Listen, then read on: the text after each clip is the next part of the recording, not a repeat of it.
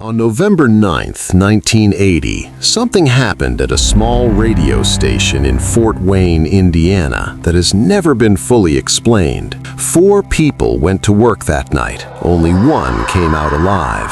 And what that survivor described, well, the FBI sealed those files for 23 years. The station was WKBW, a tiny AM frequency that played golden oldies to insomniacs and truck drivers. But on that November night, listeners heard something else. Something that made over 200 people call the police. Something that was recorded on emergency dispatch tapes and locked away. This is the story of what happened during those 6 hours of terror. A story pieced together from police reports, survivor testimony, and the audio fragments that somehow survived. Because here's what they don't want you to know. The broadcast never actually stopped. If you know where to listen, you can still hear it, echoing through the static, waiting.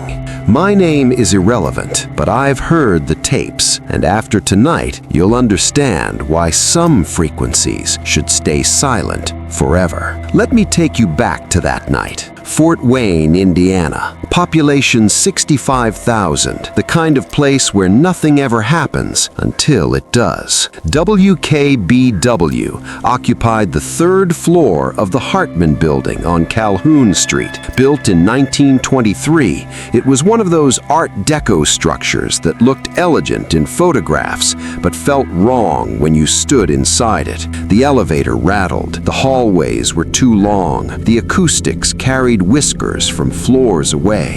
The night shift crew consisted of 4 people. Thomas Ridley, 53, the station manager, a 20-year veteran who'd seen the industry change around him. Divorced, lived alone. His personnel file noted he'd requested not to work nights anymore after August of that year. Request denied due to staff shortages.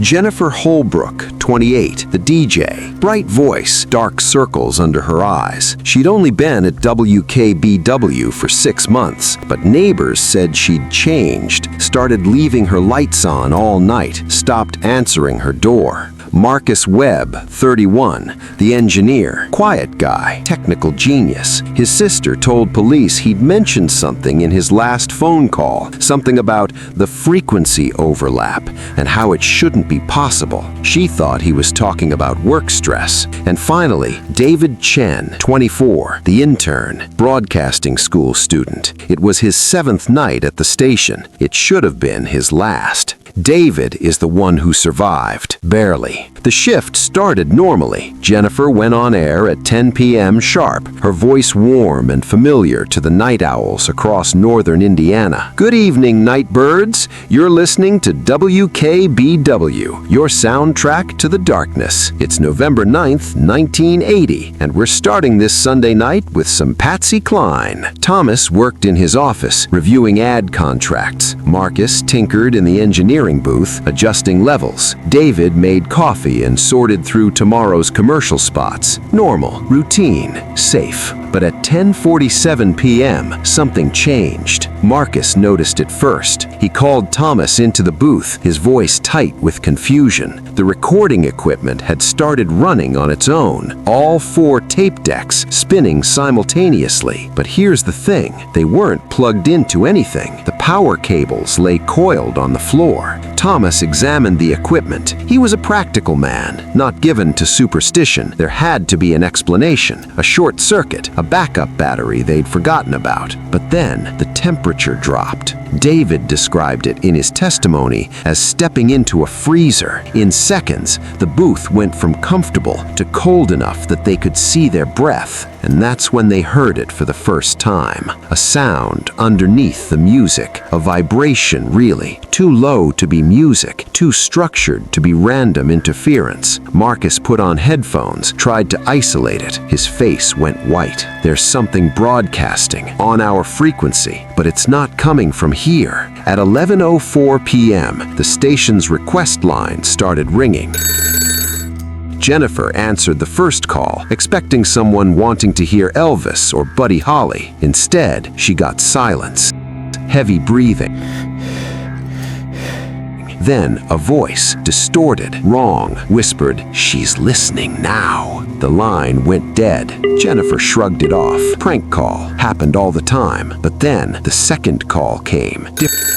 Different caller, different voice, same message. "She's listening now." Then a third, a fourth, a dozen calls in 15 minutes, all with the same whispered phrase. Jennifer stopped answering. She told Thomas, who checked the caller ID system, every call was coming from the same number. The phone was calling itself. That's impossible, of course, but the engineering logs don't lie. Call after call, originating from WKBW's own phone number, routed back to WKBW.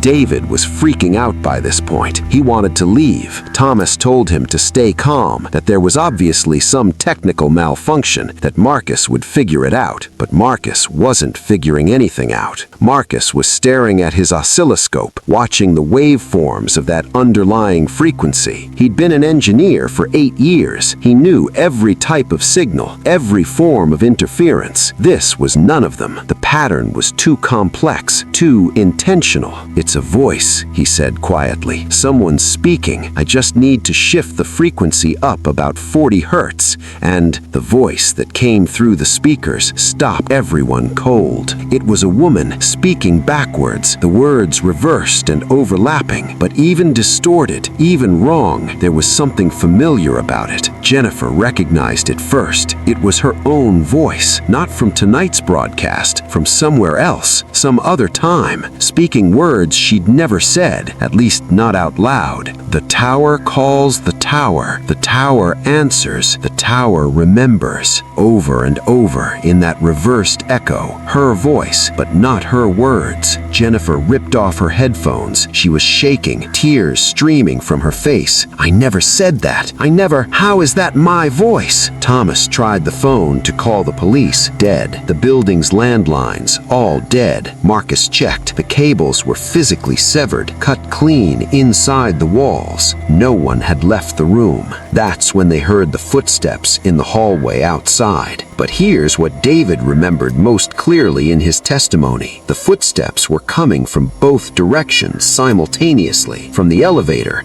and from the stairwell, converging on their position. The building was locked. The security guard had checked in at 10:30, confirmed they were alone in the structure. The doors were chained from the inside. Thomas grabbed a fire extinguisher, the only thing resembling a weapon, and moved toward the door. He told David to stay in the booth with Jennifer and Marcus. The footsteps stopped right outside. Thomas stood there, extinguisher raised, waiting. 30 seconds, a minute. Then the door handle began to turn. Thomas kicked the door open, ready to fight. The hallway was empty, but every light in the corridor was off. They'd been on when David arrived an hour ago. Now darkness stretched in both directions, broken only by the red glow of the exit signs. And on the walls, Thomas saw them immediately and backed into the studio, slamming the door. Handprints, dozens of them, hundreds of them, covering every inch of the walls. The ceiling, small hands,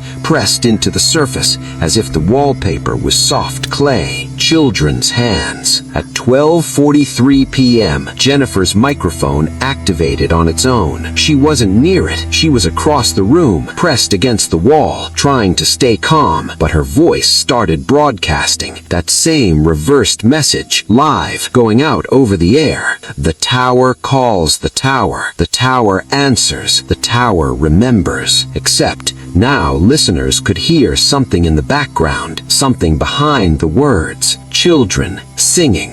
Mrs. Patricia Holloway, a listener in Huntington, recorded this segment on her cassette player. The FBI confiscated the tape, but her statement remains in the file. It was children singing "Ring Around the Rosie," but wrong. The melody was inverted, and there were too many voices, at least 50 or 60 children, all singing together. My daughter was asleep upstairs. When that broadcast came on, she started screaming. She was still asleep.